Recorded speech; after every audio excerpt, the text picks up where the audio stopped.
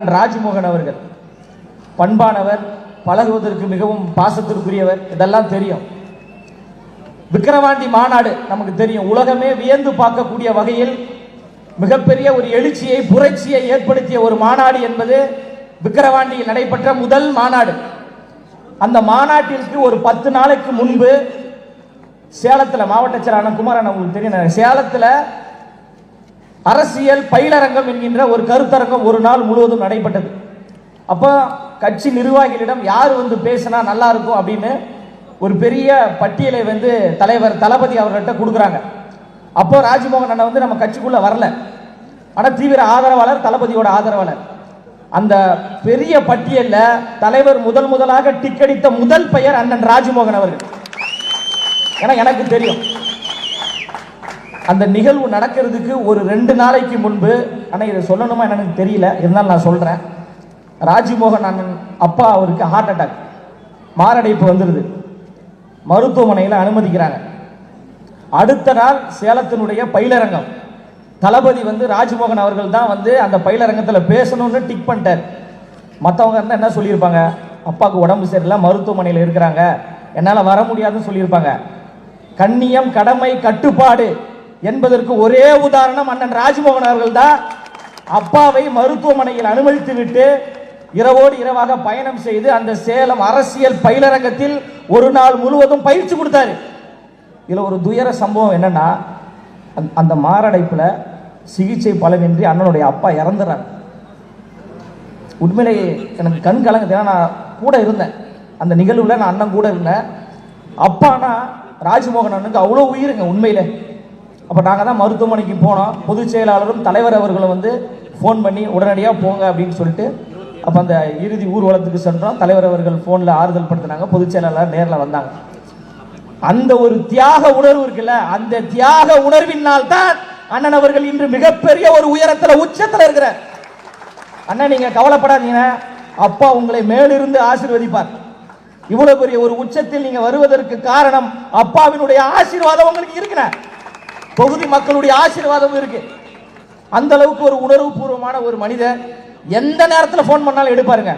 2 மணிக்கு போன் பண்ணாலும் சரி, 3 மணிக்கு போன் பண்ணாலும் சரி, அண்ணா ஒரு பிரச்சனை அப்படின்னா உடனடியாக போன் அட்டன் பண்ணி உடனடியாக அதை சரி செய்வார். இவருடைய நம்பரே நம்ம கட்சி இருக்கக்கூடிய எல்லா நிர்வாகிகள், கட்சி தோழர்கள் எல்லோரிடமும் இருக்கு. இயல்பாக பழகக்கூடிய ஒரு மிகச்சிறந்த ஒரு மா மனிதர் அண்ணன் ராஜ்மோகன் அவர்கள். உண்மையிலே அவரெல்லாம் அண்ணனாக பெற்றதில் நாங்கள் உண்மையிலே பெருமை கொள்றோம். நாங்கள் எப்படி பெருமை கொள்றோமோ அதே போன்று இந்த எழும்பூர் தொகுதி மக்கள் நீங்களும் பெருமை கொள்ள போறீங்க. ஒரு சிறப்பான ஒரு நபரை தலைவர் தளபதி அவர்கள் அடையாளப்படுத்தியிருக்கிறாங்க. வாட்ஸ்அப் ஸ்டேட்டஸை பார்த்து போன் அடிப்பார். நான் ஏதாவது ஒரு ஜாலியான மூடில் ஒரு லவ் சாங் ஒன்று போட்டிருப்பேன், உடனே போன் அடிப்பார் நைட்டு 2 மணிக்கு. என்ன தம்பி லவ்ஸா அப்படிம்பார். சோகமாக ஒரு பதிவு போட்டால் உடனே போன் அடிச்சு, தம்பி பிரச்சனையாச்சு என்ன பண்ணணும் அப்படின்னு கேட்கக்கூடிய ஒரு நபர். அந்த அளவுக்கு எல்லோரையும் அன்புள்ளத்தோடு நேசிக்கக்கூடிய ஒரு மனிதர் தான் அண்ணன் ராஜ்மோகன் அவர்கள். கொரோனா பேரிடர் காலத்தில் பல பேருக்கு பல உதவிகளை செய்திருக்கிறார். அவரே வறுமையில் இருக்கக்கூடியவர் தான். பல உதவி இயக்குநர்களுக்கு வீட்டு வாடகை செலுத்திருக்கிறார். கொரோனா தொற்று என் உயிரே போனாலும் பரவாயில்லை என்று களத்தில் இறங்கி திரைப்படத்துறையை சார்ந்தவர்களுக்கு வீடு தேடி உதவி செய்த மாபெரும் ஒரு மனிதர் தான் அண்ணன் ராஜ்மோகன் அவர்கள். எப்படி அப்பாவை நேசித்தாரோ அதே போன்று திரைத்துறையை நேசித்த ஒரு நபர். 2 படம் இயக்கியிருக்கிறார், பல படங்களில் நடிச்சிருக்கிறார். மிகப்பெரிய இயக்குனராக வர வேண்டும் என்று நினைத்தார். எப்படி தலைவர் தளபதி அவர்கள் சினிமா துறை வேண்டாம், மக்களுக்காக பணி செய்கிறேன் என்று சொல்லி வந்தாரோ, தளபதியின் வழியில் வரக்கூடிய தம்பியாகிய ராஜ்மோகனாக நானும் திரைத்துறை வேண்டாம் என்று தூக்கி எறிந்து விட்டு மக்களுக்காக உழைப்பதற்கு வந்திருக்கிறார். பல வாய்ப்புகள் வருது, சினிமாவை வேண்டாம்னு சொல்லிட்டார். அந்த அளவுக்கு ஒரு மனிதநேய உணர்வோடு, தியாக உணர்வோடு பணி செய்யக்கூடிய ஒரு மாமனிதர் தான் அண்ணன் ராஜ்மோகன் அவர்கள். ராஜ்மோகன் அவர்கள் இந்த தொகுதியினுடைய வேட்பாளராக அறிவிக்கப்பட போறாங்க. உண்மையிலே நாம் எல்லோரும் பெருமை கொள்ளணும். இது போன்ற ஒரு வேட்பாளரை நீங்க திமுக ஒருத்தரை கூட நீங்க காட்ட முடியாது, ஒருத்தரை கூட காட்ட முடியாது. விசில் சத்தம் விண்ணை புழக்கும் பிளக்குன்றாங்க. ஐயா சேகர் பாபு சொல்றாரு, விசில் சத்தத்தையே காணமே அப்படின்றார். ஐயா சேகர் பாபு அவர்களே, சட்டமன்ற உறுப்பினர் பரந்தாமன் அவர்களே பாயிண்ட கண்டுபிடிச்சாங்க, விசில் ஊத போறேன்னு. உங்களுடைய காதுக்கு விசில் சத்தம் கேட்கலையா? உங்களுடைய தொகுதியிலிருந்து எங்களின் விசில் சத்தம் விண்ணை பிளக்கின்ற வகையில் இதோ நாங்கள் ஊதுகிறோம்.